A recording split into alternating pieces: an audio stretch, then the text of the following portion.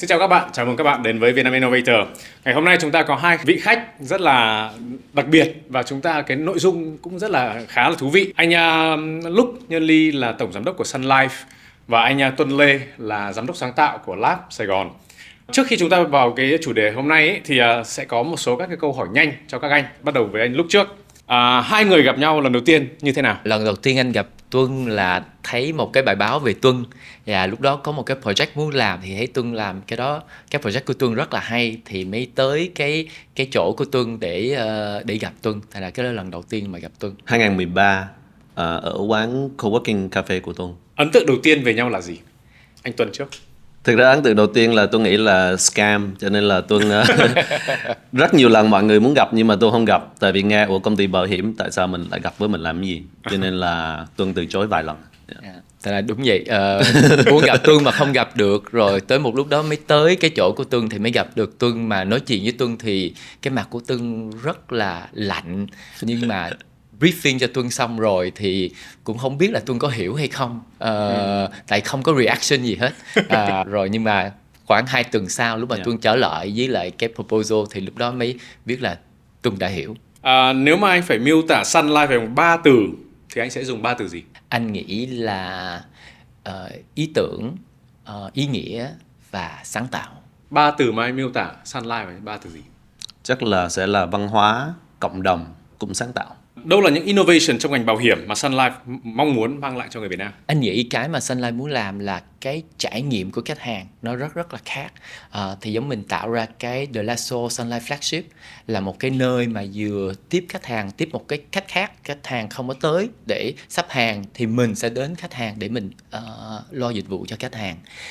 Và một cái chỗ mà mình có thể relax với một cái F&B của Bex, và nó có một cái không gian cho triển lãm và văn hóa nữa. Thành ra đó là cái combo của 3 cái element của cái gì mình làm, là đó cái là một cái gì sáng tạo của Sun Life. Những dự án De La Soul hoặc là Wild Lounge thì có ý nghĩa như thế nào đối với cả Sun Life? Anh nghĩ mỗi cái là một cái ý nghĩa khác nhau. Cái Wild Lounge là một cái tạo ra cái cảm hứng cho nhân viên của Sun Life và đối tác của Sun Life. Cái đó là cái văn phòng chính của Sun Life.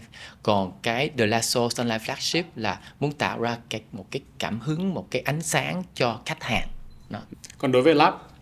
Đối với Tuân, De La Soul là một cái cơ hội để cộng đồng sáng tạo, những người yêu nghệ thuật, yêu văn hóa có thể có một chỗ để kiểu trao đổi, để trao dồi và chill, relax. 10 giờ sáng ngày Chủ nhật thì anh đang ở đâu và làm gì? Chủ nhật sáng anh luôn luôn sẽ chạy bộ ở ngoài. Sẽ chạy bộ, chạy lâu ở ngoài, rồi xong á sẽ từ từ đi bộ tới một cái quán nào đó đi ăn sáng. Thì mỗi tuần sẽ kiếm một cái chỗ khác nhau để ăn sáng, một cái chỗ rất là local, mà rất là ngon, rất là thiệt. Đó, thì thường 10 giờ sáng sẽ thấy anh đang ăn. Rất là chill, còn anh có vẻ là không chạy ha. Không, Tuân là đi bộ, dắt chó đi bộ và sau đó uống cà phê với vợ. Gần đây thì bọn anh có đọc cuốn sách hoặc là bộ phim nào hay không? Tuân mới đọc cái Creative Confidence của founder của IDEO, David Kelly. Thì cuốn sách đó nó rất là hợp với lại cái mà mình đang nói chuyện ngày hôm nay. Nếu mà mình có một cái sự tự tin về sáng tạo hay là tư duy sáng tạo của mình thì mình có thể làm bất cứ mọi việc gì.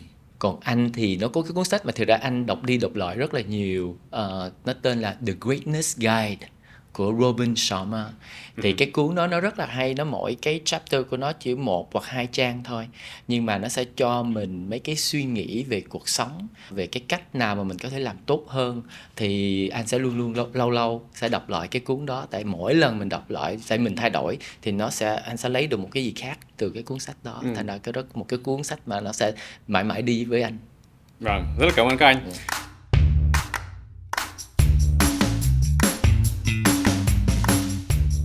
Chắc là chúng ta bây giờ đi vào cái chủ đề chính, nhưng mà em rất là tò mò trước khi mà đi vào những cái câu chuyện về business thì hai anh cũng là những người đã sống ở nước ngoài một cái thời gian rất là lâu và cũng quay trở lại Việt Nam và làm những cái thứ rất là mới mẻ và rất là sáng tạo.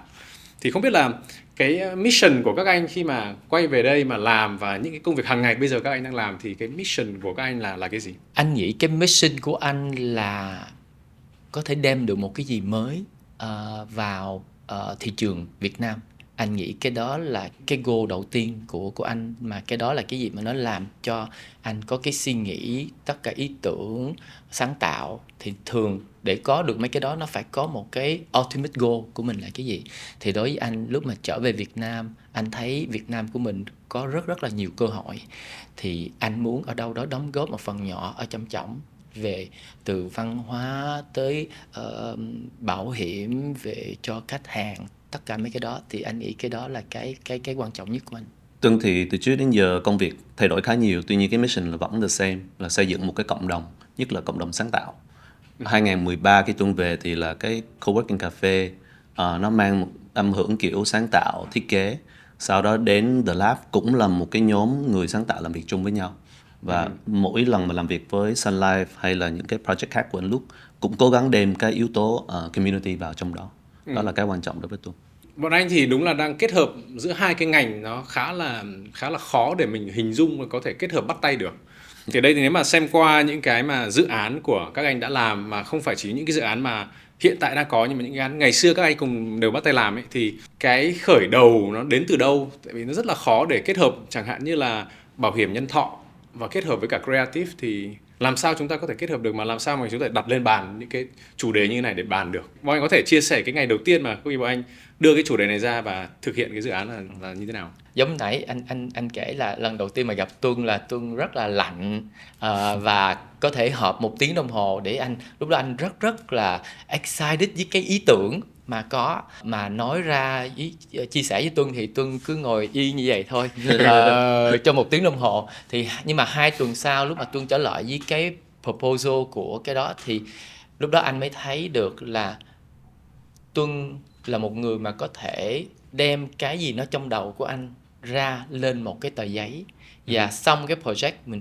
execute nó ra giống như hoặc còn hay hơn cái gì mà nó có trong đầu của anh. Thì anh nghĩ cái đó là cái gì mà nó rất là quý với anh. Tại anh thì anh sẽ có nhiều ý tưởng, nhưng mà anh chưa chắc có cái khả năng để bỏ nó lên một cái tờ giấy.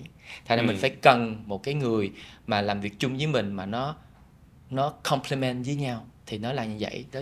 Giống hồi sáng anh đọc một cái bài viết về Elton John, ổng xong cái farewell tour của ổng sau 50 năm ở ca, thì ổng với Bernie Taupin là một người viết nhạc, một người viết lời, thì hai người 50 năm nay là nó là như vậy. Thì nó mới ra được mấy cái bản đó. Thì anh nghĩ ở đâu đó trong cái career của mình sẽ luôn luôn cần một cái người mà có thể complement mình. Thì anh nghĩ anh với Tuân 10 năm nay là nó play được, hai anh em play được cái role đó với nhau. Đối với Tuân thì bất cứ cái industry nào, cái lĩnh vực nào cũng có thể dùng cái sự sáng tạo trong đó để làm cái công việc nó tốt hơn. Những cái industry nào mà Miro càng thấy kiểu không liên quan đến sáng tạo, càng cần cái sự sáng tạo ấy. Cho nên là đối với Tuân, khi mà bảo hiểm nhân thọ đến với một cái đề tài đó thì nó rất exciting với một người sáng tạo. Mình có thể cộng được cái giá trị gì cho cái ngành đó. Nhưng mà có vẻ như là cái khởi đầu của các anh không được thuận tiện lắm, tại vì anh vừa lạnh vừa không nói vừa không cười. Còn làm sao bọn anh vẫn duy trì được 10 năm nay? Làm sao break được cái thời gian mà lúc mà không hỏi tuổi. Thì sau cái proposal lúc mà nó ra, cái đầu tiên nó thành công rồi làm cái thứ nhì, làm cái thứ ba, mà mỗi lần làm giả tỷ giống cái lần đầu tiên là một cái project về một cái không gian, một cái dịch vụ khách hàng, nhưng mà mấy cái sau là nhiều khi mình làm về video clip, mình làm về mấy cái quà tặng cho khách hàng hay là gì. Thành ra nó không phải là trong một cái loại project mà nhiều project khác nhau, mà mỗi lần đều mình ra được một cái gì sáng tạo, đem một cái gì mới tới, thì lúc đó nó càng build được cái trust với nhau đó. Thì anh nghĩ là vì cái kết quả. Yeah, đúng rồi. Lúc đầu tiên nó không có được thuận tiện vì kiểu chưa có cái trust. Sau đó thì project này qua project nọ thì cái trust đó nó cộng dòng, nó cumulative. Càng lúc mình có thể càng làm những cái việc lớn hơn. Thực ra là đối với cả một tổng giám đốc của công ty bảo hiểm nhân thọ ấy, thực ra là một con người thông thường như em chẳng hạn, thì em sẽ hình dung con người đó là phải manage tất cả những kiểu là tài chính, rồi là nhân sự, rồi là các thứ, chứ không phải là ngồi để suy nghĩ và đưa ra ý tưởng mới. Mà đây lại có một cái sự kết hợp giữa các anh, và nó là mang những cái dịch vụ, những cái trải nghiệm cho khách hàng của mình. Thì ví dụ bọn anh thì sẽ lấy ý tưởng từ đâu? Bọn anh sẽ dùng cái gì trong lúc nào mà bọn anh lấy ý tưởng mới như vậy? Anh á thì thường á là lúc mà anh thức dậy, trong cái lúc mà anh chạy bộ mỗi ngày á, thì trong cái lúc mà anh chạy bộ á, và anh nghĩ tại vì mình ngủ nguyên đêm, nó sẽ có nhiều mấy cái câu hỏi mà mình sẽ có trong cái đầu của cái ngày trước. Thì Anh không biết đối với anh á, thì buổi tối lúc anh ngủ thì anh sẽ có nhiều mấy cái câu trả lời, rồi anh cũng không nghĩ đến, nhưng mà lúc mà anh chạy bộ thì thường mấy cái ý tưởng đó nó sẽ ra. Cái khó khăn là nhiều khi mình chạy bộ mình không có thể viết xuống được tất cả mấy cái gì mà mình mấy cái câu trả lời mà mình có, thì anh phải vừa chạy bộ xong là anh phải viết xuống liền tất cả mấy cái đó. Thì anh biết cái team của anh phần nhiều là họ sẽ nhận được rất là nhiều nhắn tin của anh buổi sáng, là tại thường anh sẽ có tất cả mấy cái câu hỏi, mấy câu trả lời đó, cái anh thì thường anh thì nó là như vậy. Còn đối với anh là giám đốc sáng tạo nữa thì nó càng khó nữa. Tương thì ý tưởng thứ nhất là nó đến từ cái bài brief của mình, cái challenge của mình ấy. Trong đó nó đã, thực ra nếu mà mình đào sâu, nó đã có câu trả lời trong những cái câu hỏi. Ví dụ như Sunlight đưa mình một cái bài toán đi. Trong cái bài toán nó sẽ có một phần đó câu trả lời rồi. Thì một phần ý tưởng Tuân sẽ đến từ cái brief của khách hàng của mình. Phần thứ hai là rất lớn là đến từ team của Tuân. Trong team của Tuân, ví dụ như bây giờ đang có 50 người đi. Mỗi người trong đó sẽ có một cái góc nhìn khác nhau. Và những cái góc nhìn đó nó tạo ra một cái ý tưởng mà nó sẽ khác với một team khác làm. Ví dụ trong đây sẽ có một bạn trẻ đến từ Bảo Lộc, một người già hơn đến từ Hà Nội, một người khác du học nước ngoài, Tuân, Việt Kiều. Tất cả 4 cái góc nhìn đó nó sẽ có những cái ý tưởng mà một team khác sẽ không replicate được.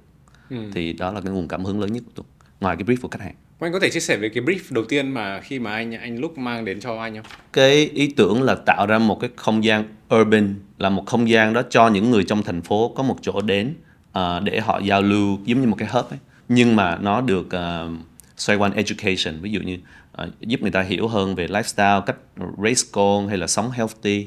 Đó, thì đó là cái, nếu tôi nhớ không lầm, đó là cái brief. Giờ tỷ lúc em vào một cái không gian dịch vụ khách hàng á, thì thực ra nó rất là giống nhau. Nó sẽ có mấy cái ghế ngồi, rồi nó sẽ có một cái quầy, rồi thường mình tới lấy cái số, tới phiên của mình thì mình tới quầy, thì mình công ty sẽ giúp mình để lo dịch vụ. Thì lúc đó hồi 2012 mới muốn là thay đổi cái concept đó hoàn toàn luôn. Thành ra mình cũng cần là một cái không gian rất là relaxing, cho mình rất là nhiều cảm hứng. Cái dịch vụ rất là nhẹ nhàng, mình tới là người của công ty sẽ đến, chứ không phải là mình phải sắp hàng để được dịch vụ. Nhưng mà giờ mình muốn một cái nó hơn nữa, là một cái gì nó có về văn hóa, về nghệ thuật, và nó đem tới ý nghĩa cho khách hàng. Lúc nãy thì các anh cũng nói bảo là nó khó từ những cái việc ví dụ như kiểu đặt tên. Ở đây thì em xem là đúng là hai cái tên nó khá là khó, mà đặc biệt là đối với cả người Việt Nam chẳng hạn mà không đi nước ngoài thì không biết là đọc như thế nào. Thì tại sao De La Soul nó là ý nghĩa như thế nào? Anh nghĩ De La Soul là cái De La bằng tiếng Tây Ban Nha là giống như off là về cái gì đó. Thì Soul bằng tiếng Pháp, tại mình làm cho Sunlight, Sun là mặt trời, thì tiếng Pháp Sun là Soleil. Thì Soul là chỉ viết tắt của Soleil thôi. Thành ra về Sunlight, về mặt trời. Soul nó cũng có cái ý nghĩa là giống như nốt nhạc Do Re Mi Fa Sol La Si. Soul là một cái nốt nhạc, thì mình rất là muốn tập trung về nghệ thuật và văn hóa. Thành ra mình có một cái element của nhạc ở trong trọng.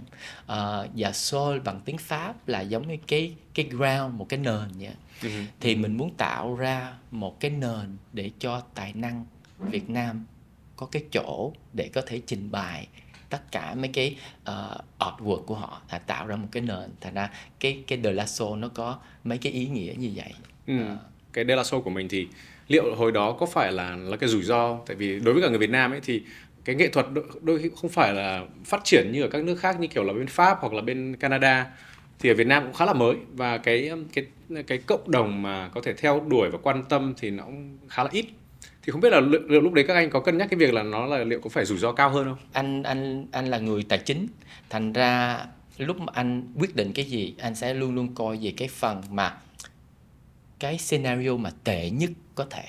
Nếu mà nó xảy ra thì mình có thể sống với nó hay không.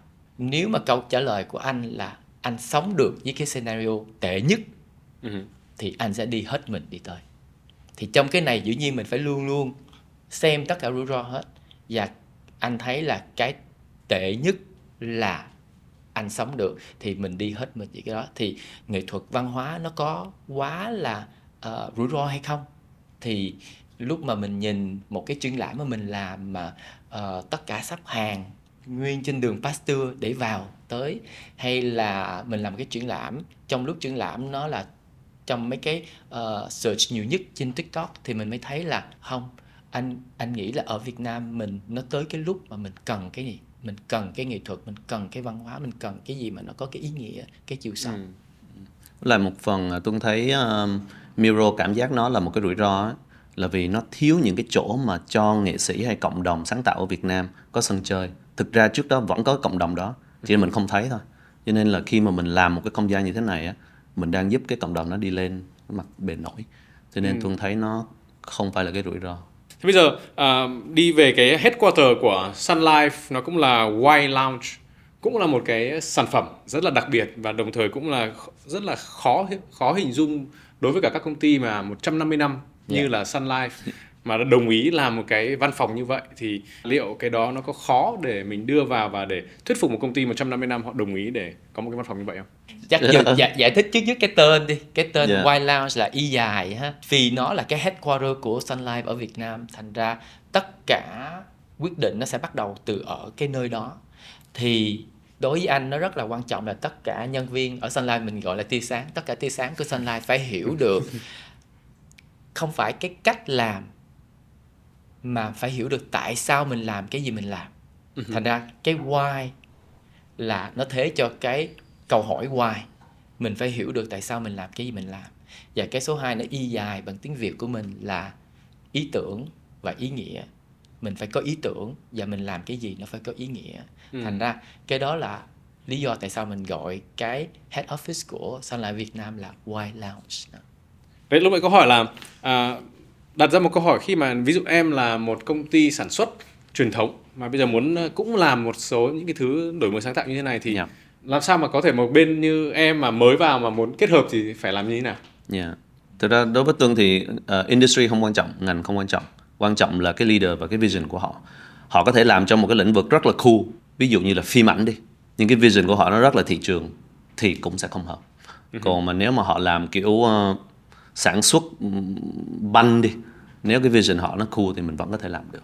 Anh hoàn toàn nghĩ là phải cần có cái chemistry mới làm được, mà không phải là với một cái người partner về sáng tạo, creative agency, nhưng mà anh nghĩ từ một người sếp, một người nhân viên, đối tác, anh nghĩ nó phải cần có cái chemistry. Có cái chemistry thì nó mới có cái lửa để cho hai bên cộng lại, nó mới thành hơn cái cá nhân của mỗi người.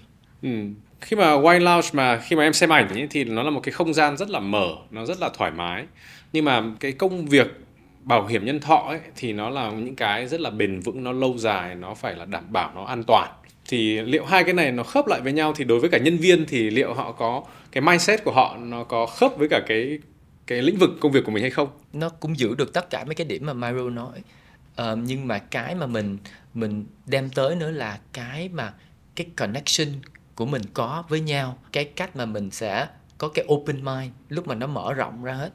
Giống như anh hồi 2 năm trước á, cái văn phòng của Sun Life là ở cái tòa nhà của Vietcombank ở lầu 30 với 29, thì nhìn ra sông của Sài Gòn, một cái view anh nghĩ khó có thể có một cái view đẹp hơn cái đó. Thì cái phòng của anh nó là ở trong cái đó và nó cái cửa đóng lại. Nhưng mà khoảng 2 tháng sau là anh quyết định là anh sẽ không có ngồi trong cái phòng đó, và cái phòng đó nó sẽ thành lập cái phòng họp. Anh sẽ ra ngồi ở ngoài chung với tất cả hết. Và anh nói nguyên cái leadership team của anh cũng vậy luôn, trả lại phòng của mình sẽ thành phòng họp, và tất cả sẽ ra ngồi ở ngoài, và nó không có cái chỗ nào của mình hết. Bữa sáng đó vào chỗ nào trống thì mình ngồi. Thành ra một bữa sáng anh có thể ngồi kế bên một người, và tới cuối ngày anh mới biết người đó là intern. Đối với anh cái connection nó rất là quan trọng. Thành ra lúc mình tạo ra được mấy cái không gian này, nó sẽ tạo ra được mấy cái connection. Thì không biết là liệu mấy cái việc mà thay đổi như thế này thì nó đang là country specific, hay là liệu nó sẽ phải nó qua những cái process nội bộ? Anh nghĩ mấy cái đó thì nó sẽ là cái quyết định của một cái người leader.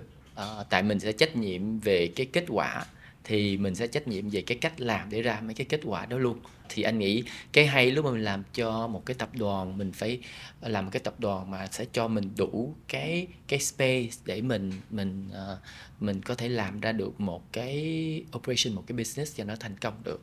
Và nó phải có cái hồn. Anh nghĩ rất là quan trọng. Mình làm cái gì nó cũng phải có một cái hồn, một cái đam mê trong trọng. Thì mình phải cần có cái sân chơi cho cái đó.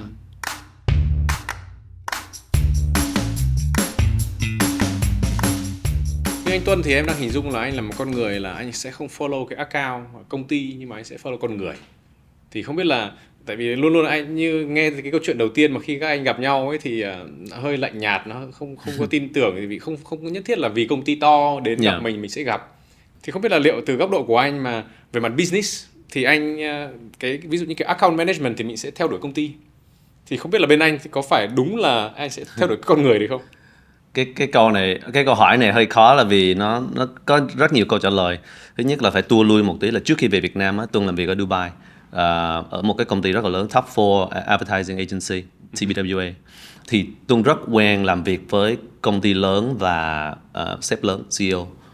Nhiều người còn là hoàng tộc của Dubai. Cho nên cái việc mà công ty lớn hay là người lớn đối với Tuân nó không quan trọng lắm. Tuân quyết định về Việt Nam để mở một cái quán cà phê lúc đó năm 26 tuổi thôi. Thì đối với Tuân, công ty không quan trọng, người title cũng không quan trọng. Tuân chỉ quan trọng họ muốn làm cái gì thôi, cái vision họ là như thế nào. Thì đó là góc nhìn của Tuân nha. Còn về công ty The Lab á, có nguyên một bộ phận để take care khách hàng, account management. Nhưng mà riêng Tuân không có đi gặp khách hàng. Tuân chỉ lo creative team thôi. Anh Lúc là một trong CEO duy nhất mà Tuân gặp ở ngoài đời. Tại sao lúc đầu anh nghĩ là scam rồi là hẹn nhiều lần không gặp mà lại vẫn là duy nhất? Là vì cái reputation của bảo hiểm hồi xưa nó, ít nhất đối với Tuân nha, nó không có được tốt. Right? Thời 2013 đi vào một cái văn phòng hay là đi ngang qua một cái bảng quảng cáo cũng thấy nó rất traditional, rồi cold calling rồi mấy cái đó đó. Đấy có thể là lại thêm một câu hỏi ở đây là ví dụ như kiểu là cái maturity của người dùng ở đây, hoặc là đối tượng của bảo hiểm nhân thọ ở đây, thì ở tại Việt Nam đa số bây giờ em thấy là họ đang mua các cái sản phẩm là mục đích đầu tư. Thì bây giờ chúng ta cần phải làm cái gì để họ hiểu hơn về cái giá trị của cái bảo hiểm nhân thọ? Ví dụ như anh chưa có, nhưng mà em thì cũng có 3-4 cái hợp đồng ấy rồi. Okay. Tự nhiên là ngày xưa cũng hiểu, ở bên châu Âu thì là gần như là ai trong gia đình cũng sẽ đều có bảo hiểm nhân thọ, và họ cũng hiểu được cái giá trị và cái value của cái việc đó. Yeah. Tuy nhiên ở Việt Nam đây thì chưa hoàn toàn, em cảm giác là chưa hoàn toàn mọi người sẽ giải thích được. Ví dụ người mà có hợp đồng chưa hoàn toàn giải thích được cho em đầy đủ là tại sao họ mua cái bảo hiểm đó, và đa số nó sẽ pop up là cái investment. Thì bây giờ là thông qua những cái việc bọn anh đang làm thì liệu làm thế nào chúng ta educate được mọi người để họ hiểu rõ về cái giá trị và hiểu rõ về cái sản phẩm? Anh nghĩ nó sẽ có nhiều chuyện mình phải làm một lượt. Một á, là mình phải build được cái connection với người Việt Nam. Anh nghĩ cái đó là cái trước nhất. Thì cái mà Sun Life đang làm là mình tạo ra mấy cái không gian để mình có thể connect với lại càng nhiều người Việt Nam càng tốt. Cái số 2 á, là mình phải làm sao cho tất cả hiểu được bảo hiểm là gì. Thì ra bảo hiểm nó rất là rộng. Tất cả cái gì Myro nói rất là đúng. Nó cũng là đầu tư, nó cũng là bảo vệ, nó rất là nhiều ở trong trọng. Thì mình phải làm sao mà cho tất cả hiểu được cái đó. Nhưng mà anh nghĩ cái quan trọng là ở Việt Nam của mình thay đổi rất là nhiều trong 10-20 năm nay, để cho làm sao mà cho tất cả người sẽ hiểu được cái sự quan trọng của bảo hiểm nhanh lẹ hơn và dễ dàng hơn, hiểu không? Giống như ba mẹ của anh là 10 anh em với nhau, thành ra bà ngoại, bà nội hay là gì, cái bảo hiểm, cái bảo vệ của ông bà của anh là 10 người con. Nhưng mà thời nay của mình bây giờ ít khi mà mình kiếm ra được người nào mà có 10 người con. Hoặc là lớn lên mà cũng sống cùng trong cái đại gia đình, một nhà chung với nhau. Mình sống chung một nhà với nhau, có chuyện gì xảy ra là một người khác sẽ giúp mình. Bây giờ phần nhiều sẽ sống riêng trong căn hộ của mình, thì chuyện gì xảy ra ai giúp cho mình. Và 30 năm nữa mình không có 10 người con để giúp mình có thể 1 người con hoặc 2 người con, hoặc không có người con nào hết, mà 2 người con cũng không đủ để có thể lo cho mình lúc mà mình 30 tuổi. Thì nó sẽ tự làm cho mình phải suy nghĩ vậy ai sẽ giúp mình lúc đó. Thì lúc đó bảo hiểm tới thì mình sẽ thấy công ty bảo hiểm là đóng cái vai trò để lo cho mình. Tại bảo hiểm là lo tất cả rủi ro cho mình, hiểu không? Giống như mẹ của anh hồi 40 mấy năm trước, lúc mà từ ở Việt Nam đâu có bảo hiểm đâu, dọn qua Canada một cái, lúc đó chỉ có ba mẹ anh với 3 người con, không có tiền. Ba mẹ anh mỗi người phải làm 2 công việc mới đủ tiền để sống. Thì tự nhiên cái suy nghĩ của mẹ anh thay đổi liền tức khắc, phải có bảo hiểm. Miro biết lúc đó là vừa đủ tiền để trả tiền nhà, tiền ăn, mà mẹ anh sẽ lấy một phần ra để mua bảo hiểm. Tại mà anh hiểu lúc đó là nếu chuyện gì xảy ra cho ba anh hay là mẹ anh thì không cách nào một trong hai người sẽ lo được ba người con hết, thì lúc đó phải cần bảo hiểm. Thành ra cái cách mà mình thay đổi, cái cách mà mình sống, nó sẽ giúp mình hiểu cái ý nghĩa của bảo hiểm nhanh hơn. Thành ra anh nghĩ thiệt ra nó cũng đã 10 triệu người ở Việt Nam đã có bảo hiểm rồi. Em tưởng tượng ở Hồng Kông có 7 triệu người thôi, ở Việt Nam mình đã 10 triệu người có bảo hiểm rồi. Thành ra nó sẽ đi rất rất là nhanh. Như anh nói bảo là ở Việt Nam đây có 10 triệu hợp đồng bảo hiểm. Tuy nhiên là mình là một cái quốc gia gần như 100 triệu người dân. Thì anh đo lường thế nào về cái việc gọi là cái độ maturity của con người Việt Nam hiện tại, thì họ đang như thế nào so với cả các nước khác, là liệu mình đã nhận thức được cái việc đó hay chưa? Quốc gia lớn như vậy thì liệu cái số lượng người lớn thì cái maturity cũng đi song song với cái đấy hay không? Nó sẽ đi với cái văn hóa. Và anh nghĩ cái nước Việt Nam của mình thì nó rất là rộng. Nhưng mà nó cũng có nhiều cái khác biệt. Giả tỷ Hà Nội với Hồ Chí Minh nó sẽ khác, với ở tỉnh nó sẽ khác. Thành ra nó sẽ đi từ có thể thành phố lớn, nó sẽ gần với mấy thị trường phát triển hơn, rồi từ từ mình sẽ đi với mấy cái tỉnh sau. Thì anh nghĩ nó sẽ có mấy cái step của một cái evolution của cái ngành bảo hiểm ở Việt Nam. Nếu mà chúng ta nói về cái gọi là cái trigger ấy, thì liệu ở đây thì tất nhiên là một số các cái lĩnh vực họ có thể là tạo ra những cái tình huống họ có thể trigger được cái việc đó. Thì đối với cả ngành này thì liệu mình có cái gì mình có thể trigger được những cái việc mà họ sẽ hiểu nhanh hơn? Anh thì thật ra anh không nghĩ là mình cần tạo ra cái trigger. Cái này là một cái đương nhiên nó sẽ tới. Tại cái này là một trong mấy cái cần thiết quan trọng nhất. Và cái phát triển nó cũng phát triển rất rất là nhanh.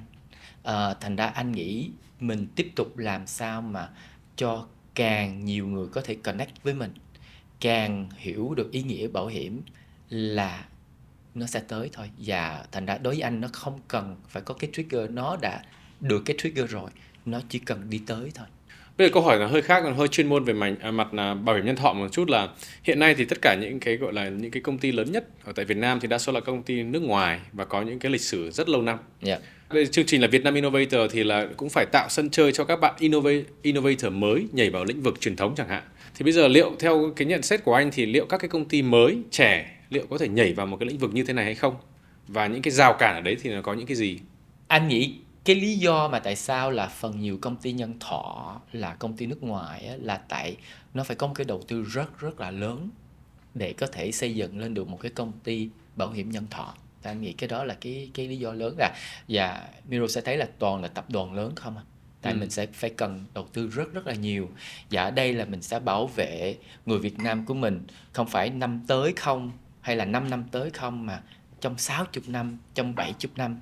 Thành ra cái tài chính của một công ty phải rất rất là lớn. Thành ra bởi vì Miro sẽ thấy là toàn là công ty nước ngoài và tập đoàn lớn thôi. Tại mình biết là cái tài chính sẽ rất rất là mạnh. Và công ty sẽ ở đó trong 100 năm nữa. Giống như Sun Life đã ở đây gần 160 năm, thì 160 năm nữa cũng sẽ còn ở đây. Thì người Việt Nam mình cần phải biết cái đó, là cái tài chính rất rất là mạnh. Thành ra cái đó là cái khó khăn. Tại sao có thể một công ty nhỏ startup không có thể làm thành một công ty bảo hiểm nhân thọ được. Nhưng mà nó có nhiều cách khác để làm. Nó có thể không có cần làm theo cái kiểu truyền thống giống mình biết, nhưng mà có thể làm trong một cái startup và tí Bowtie ở Hồng Kông là một cái digital platform, không có văn phòng thì tất cả là online hết. Thì mấy cái đó thì nó sẽ cần mấy cái đầu tư nhẹ hơn. Thành ra anh nghĩ rất rất là sáng tạo. Nó sẽ có cái cơ hội cho mấy công ty Việt Nam của mình, mấy cái startup để vào ngành bảo hiểm nhân thọ. Nếu mà nói về innovation trong ngành sản phẩm, trong ngành của bảo hiểm nhân thọ ấy, thì anh có thể có nêu được 2-3 điểm innovative product gì của Sun Life? Được. Anh thì trong dịch vụ khách hàng, anh cần phải có cái gì, đem cái gì mới cho thị trường. Trong cái không gian của mình nó phải đem cái gì mới cho thị trường. Thì chắc chắn là cái chuyện quan trọng nhất của công ty bảo hiểm nhân thọ là cái sản phẩm. Thì nó cũng phải luôn luôn có một cái gì sáng tạo ở trong trọng. Thì anh nghĩ bây giờ là nếu giả tỷ mình khỏe, chạy bộ, sức khỏe mình tốt rồi á, thì mình đi khám bác sĩ, mình pass hết mấy cái test, thì cái phí của mình nó sẽ thấp hơn là cái phí bình thường. Là cái này là một cái gì mới cho Việt Nam. Nó đã có ở Canada nhiều năm rồi, nhưng mà ở Việt Nam thì chưa có. Thì anh muốn đem cái đó vào Việt Nam. Tại một là một cái gì mới. Tại lâu nay tất cả là một phí hết. nhưng mà nếu mình sức khỏe tốt thì mình có thể cái phí của mình nó sẽ thấp hơn từ cái ban đầu. Mà nó anh nghĩ nó cũng đem nhiều ý nghĩa, nó làm cái gì sáng tạo, nhưng mà nó cũng ý nghĩa là nó sẽ làm cho tất cả sẽ quan tâm về sức khỏe, không? Chủ nhật sáng sẽ chạy bộ, nhưng mà mỗi người sẽ có cái quan tâm khác nhau. Thì một cái mà Sun Life đem vào là về bảo hiểm y tế, thì nó sẽ có nhiều cái loại y tế. Thì trước đây là mình một sản phẩm thì mình phải lấy hết tất cả cái phần bảo vệ đó, thì bây giờ mình sẽ có cái cơ hội là mình sẽ chỉ lựa có thể nếu Miro cần chỉ là 3 cái thôi thì Miro chỉ lựa 3 cái này vô thì nó sẽ thành ra cái sản phẩm cho Miro, chứ không phải cần lấy tất cả hết. Đó thì nó sẽ cho mình cái linh hoạt ở trong cái cách mình thiết kế cái sản phẩm cho mình. Nếu mà tóm tắt lại thì gần như là nó cá nhân hóa, nghĩa là bọn anh sẽ xây dựng như kiểu puzzle hoặc là Lego. Đúng rồi. Là sẽ cá nhân hóa. Giống ta nói là cái customer segment of one. Mình không nói là người từ 35 tới 45 nữa, nhưng mà cái segment này là segment Miro thôi. Không biết là trong thời gian tương lai tới gần đây thì liệu bọn anh đang có ấp ủ một cái gì đó nó mới mẻ, nó hay ho hay không? Bên anh rất là excited cho mấy cái tháng tới. Thì bây giờ ở The Lasso Sun Life Flagship là mình đang có cái triển lãm về botanical art, thì gọi là flora, thì rất là hay mà nó rất là niche, tại là cách là mình vẽ về cây và về hoa, mà cái này không phải là nó là cái artwork không, nhưng mà mình sẽ xài cái đó để cho thành là cho science luôn. Tại nhiều cái mình chụp hình mình sẽ không thấy được cái chi tiết đó, thành ra nó cần cái nghệ thuật là phải vẽ ra được. Lúc đầu anh mới suy nghĩ mình đem về thì nó sẽ có người đến hay không, tại nó rất là niche, phải không? Nhưng mà đã mở khoảng 4 năm bữa nay rồi thì người Việt Nam mình sắp hàng để vào đó, thì anh nghĩ cái đó nó rất là exciting, đem một cái gì mới vào cái triển lãm của mình. Nếu mà như vậy thì bây giờ em tưởng tượng là chẳng hạn em mà làm CEO của Sun Life thì em suốt ngày sẽ như thế, là phải suốt ngày phải đi chỗ này, đi trải nghiệm chỗ kia, thì mình sẽ mang những ý tưởng đó về. Nếu mà mình ngồi mỗi nhà không mà mình quản lý một công ty thì chắc là sẽ không ra được những sản phẩm kiểu này. Chính xác. Lúc mà anh rất là mê đi du lịch, thành ra lúc mà anh đi du lịch anh sẽ luôn sẽ muốn đi mấy cái nơi mà nó sẽ cho anh cảm hứng và thấy được mấy cái gì mới. Anh nghĩ cái quan trọng nhất của tất cả cái gì mình làm ở đây á, là anh muốn mình đem tất cả cái gì mới khác biệt để cho mấy người ở Việt Nam của mình thấy được tất cả mấy cái đó. Tại mỗi lần mình thấy được một cái gì mới, nó sẽ cho mình ý tưởng mới, thì mình muốn đem cái đó về đây cho càng nhiều người Việt Nam thấy được tất cả cái gì khác biệt. Thành ra bên anh sẽ không muốn làm cái gì mà đã làm rồi. Giống nãy anh nói về botanical art thì nó rất là niche, nhưng mà nó mới, nó làm cho mình có một cái suy nghĩ khác. Không phải là để làm lại botanical art, nhưng mà một người mà đi xem cái đó sẽ có một cái ý tưởng khác. Thì anh nghĩ cái đó là cái hay nhất và cái ý nghĩa của tất cả cái gì mình làm. Bọn anh nói bảo là nếu mà đi travel thì bọn anh sẽ đến những cái nơi mà cho mình cái nguồn cảm hứng, hoặc là để cho mình có những cái idea mới. Bọn anh sẽ lấy cái gì, xem ở đâu, những cái điểm đấy mình xem ở đâu. Bọn anh dùng cái platform nào hay là dùng cái channel nào để mình sẽ ra một cái list của mình. Em cũng rất là tò mò quan tâm, tại vì ví dụ em cũng hay đi du lịch, nhưng mà rất là khó khăn để mình tìm những cái điểm gọi là good spot. Nó không phải là top trending, đôi khi nó không phải là top trending ở tất cả những cái platform này, platform nọ, nhưng mà bọn anh sẽ tìm ở đâu? Tuân thì thực ra rất ít cơ hội để đi travel, tại vì nếu mà có thời gian rảnh thì Tuân sẽ đi về thăm nhà ở một là LA, hai là Paris, nhà của vợ. Cho nên là mỗi lần mà đi đâu ấy thì thực ra nó không phải là để kiếm cảm hứng luôn ấy, nó giống như là để relax hay là tune out thôi. Tuân rất ít nghĩ về công việc. Còn cái lúc mà đi kiếm cảm hứng về công việc, thực ra là Tuân kiếm xung quanh cộng đồng ở đây. Tại vì mình không đi đến nói chuyện với họ, mình nghĩ là họ không có idea, hay là ở Việt Nam không có những cái ý tưởng đó. Tuy nhiên mình chỉ cần nói chuyện với họ, biết những cái work họ làm, mình collaborate với nhau, nó sẽ ra những thứ rất là hay ho. Đôi khi nước ngoài cũng chưa có. Thì Tuân kiếm cảm hứng từ local nhiều hơn là nước ngoài. Với anh nghĩ một cái hay nữa là dĩ nhiên lúc mình đi du lịch thì mình sẽ thấy được rất là nhiều cách làm khác nhau hay là gì. Nhưng mà cho anh á, một cái cảm hứng rất là lớn đó là mình nhìn mấy cái industry khác. Và mình thấy được mấy cái sáng tạo của industry khác. Nhiều khi mình không nghĩ là nó sẽ applicable cho cái ngành bảo hiểm, mà sự thật ra rất là hay. Thường mấy cái sáng tạo là nó có rồi, mình chỉ đem cái đó vào vô cái ngành của mình thì nó sẽ thành ra một cái sáng tạo. Rất là cảm ơn các anh đã dành thời gian đến chia sẻ với cả Vietnam Innovator. Đúng là ngày hôm nay là một ngày rất là đặc biệt đối với em, tại vì là cũng đã nói chuyện rất là nhiều với các công ty bảo hiểm nhân thọ rồi, nhưng mà chưa có buổi nào mà mình cảm thấy nó mới, nó fresh, nó rất là gọi là có cảm giác là nó không phải quá xa lạ và nó không bị quá cồng kềnh như mình tưởng. Rất là ủng hộ những cái việc mà bọn anh đang làm và sẽ tiếp tục theo dõi những cái sản phẩm mới và sáng tạo mới của các anh. Yeah. Yeah. Cảm ơn Miro. Cảm ơn Ru rất Cảm nhiều. ơn anh. Năm 1865, tập đoàn Sunlight được thành lập, hứa hẹn mở ra một kỷ nguyên rực rỡ trong việc cung cấp các giải pháp thông minh, giúp khách hàng an toàn tài chính trọn đời và sống khỏe mạnh hơn. Xuyên suốt lịch sử hoạt động, chúng tôi liên tục hoàn thiện và phát triển nhằm mang đến sự bảo vệ cho hàng triệu gia đình trên khắp thế giới. Kết quả, tập đoàn Sunlight toàn cầu liên tiếp trong nhiều năm liền được ghi nhận trong top 100 doanh nghiệp phát triển bền vững nhất thế giới. Tại thị trường Việt Nam, Sunlight chính thức trở thành công ty 100% vốn nước ngoài vào năm 2016 và đạt được nhiều thành tựu đáng tự hào.